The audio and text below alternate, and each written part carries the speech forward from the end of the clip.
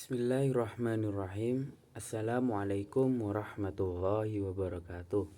Saya Lukman Hakim, kelas MPIA. Di sini saya akan menjelaskan tentang takdir. Konsep takdir. Yang pertama harus kita ketahui dulu apa itu takdir.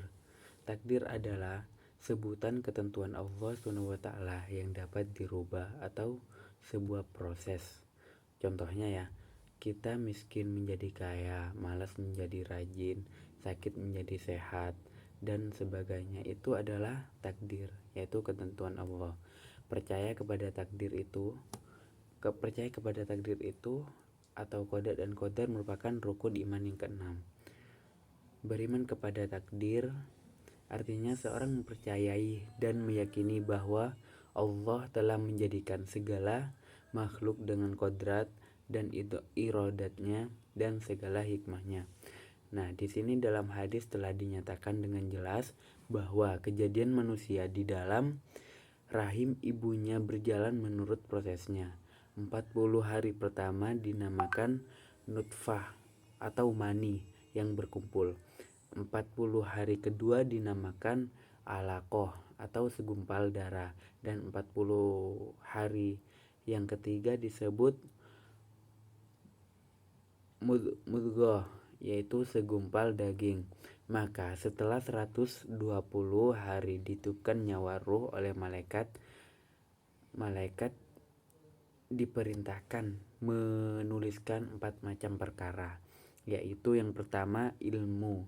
Selain ilmu pengetahuan juga perbuatan-perbuatan yang bakal dikerjakan. Terus yang kedua adalah berapa banyak rezekinya. Yang ketiga berapa lama hidupnya. Yang keempat nasibnya apakah ia bakal masuk surga atau neraka. Nah, itu termasuk takdir. Nah, di sini macam-macam takdir ditetapkan itu ada 2, yaitu yang pertama adalah takdir mubram, yaitu takdir yang terjadi pada diri manusia dan tidak dapat diusahakan. Contohnya itu seperti jenis kelamin, ciri-ciri fisik, dan lain-lain. Sedangkan takdir mu'allaq yaitu takdir yang erat kaitannya dengan ikhtiar manusia. Disebut dengan takdir yang tertulis di Lauhul Mahfuz yang masih mungkin berubah jika Allah menghendaki. Contoh, seorang siswa MI bercita-cita ingin menjadi pilot. Maka untuk mencapai cita-citanya tersebut ia belajar dan berdoa. Itu bisa dirubah. Nah, yang terakhir ini adalah konsep takdir. Di sini kan saya akan menjelaskan materi yang terpenting, yaitu konsep takdir. Takdir adalah suatu yang sangat gaib sehingga kita tak mampu mengetahui takdir kita sedikit pun. Yang dapat kita lakukan hanya berusaha, dan berusaha pun telah Allah jadikan sebagai kewajibannya. Tugas kita hanyalah senantiasa berusaha, biar hasil Allah yang menentukan. Itulah kalimat yang sepertinya sudah tidak asing lagi di telinga kita, yang menegaskan pentingnya mengusahakan qada untuk selanjutnya menemui qadarnya. Takdir itu memiliki 4 tingkatan yang semuanya wajib diimani. Yang pertama, itu ada 4 tingkatan. Yang pertama adalah al-ilmu, bahwa seseorang harus meyakini bahwa Allah mengetahui segala sesuatu baik secara global maupun terperinci. Dia mengetahui apa yang telah terjadi dan apa yang akan terjadi, karena segala sesuatu diketahui oleh Allah, baik yang detail maupun jelas atas setiap gerak-gerik makhluknya. Sebagai firman Allah di Quran surah Al-An'am ayat 59, A'udzu billahi minasyaitonir rajim, wa 'indahu mafatihul ghaibi la ya'lamuha illa huwa wa ya'lamu ma fil barri wal bahri wa ma tasqutu min waraqatin illa ya'lamuha wa la habbatin fi dhulumatil ardi wa la ratbin wa la yabisin illa fi kitabim mubin.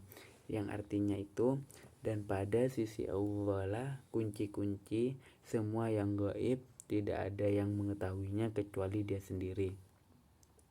Dan Dia mengetahui apa yang di daratan dan di lautan, dan tiada sehelai daun pun yang gugur melainkan Dia mengetahuinya, dan tidak jatuh sebutir biji pun dalam kegelapan bumi, dan tidak sesuatu yang basah atau yang kering melainkan tertulis dalam kitab yang nyata.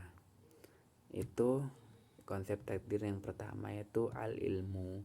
Terus yang kedua adalah al-kitabah, bahwa Allah mencatat semua itu dalam Lauhul Mahfuz, sebagaimana firman-Nya di Quran surah Al-Hajj, alam ta'lam annallaha ya'lamu ma fis sama' wal ardi inna dzalika fi kitabin inna dzalika 'alallahi yasir. Artinya, apakah kamu tidak mengetahui bahwa sungguhnya Allah mengetahui apa saja yang ada di langit dan di bumi, bahwasanya yang demikian itu terdapat dalam sebuah kitab, sesungguhnya yang demikian itu amat mudah bagi Allah. Yang ketiga itu al-masyiah atau kehendak. Kehendak Allah ini bersifat umum, bahwa tidak ada sesuatu pun di langit maupun di bumi melainkan terjadi dengan iradat masyiah atau kehendak atau keinginan Allah SWT. Maka tidak ada dalam kekuasaannya yang tidak diinginkannya selamanya, baik yang berkaitan dengan apa yang dilakukan oleh zat Allah atau yang dilakukan oleh makhluknya, sebagaimana dalam firman-Nya, innama amruhu idza arada syai'an ay yaqula lahu kun fayakun. Sungguhnya keadaannya apabila Dia menghendaki suatu hanyalah berkata kepadanya, jadilah, maka terjadilah.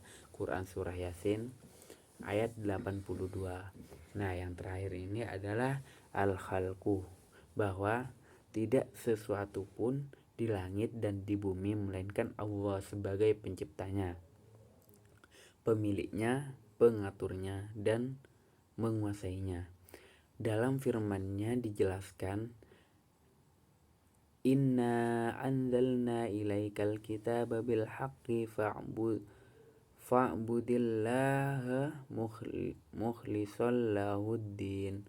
Sungguhnya kami menurunkan kepadamu kitab dengan kebenaran, maka sembahlah Allah dengan memurnikan ketaatan kepadanya. Quran surah Az-Zumar. Nah, di sini itu yang dapat saya jelaskan tentang konsep takdir. Konsep takdir itu ada 4 ya. Yang pertama itu adalah al-ilmu, yang kedua itu ada al-kitabah, yang ketiga itu ada al-masyiah atau kehendak, dan yang terakhir itu adalah al-khalqu. Mungkin itu saja yang dapat saya sampaikan, kurang lebihnya mohon maaf. Wabillahi taufiq wal hidayah. Wassalamualaikum warahmatullahi wabarakatuh.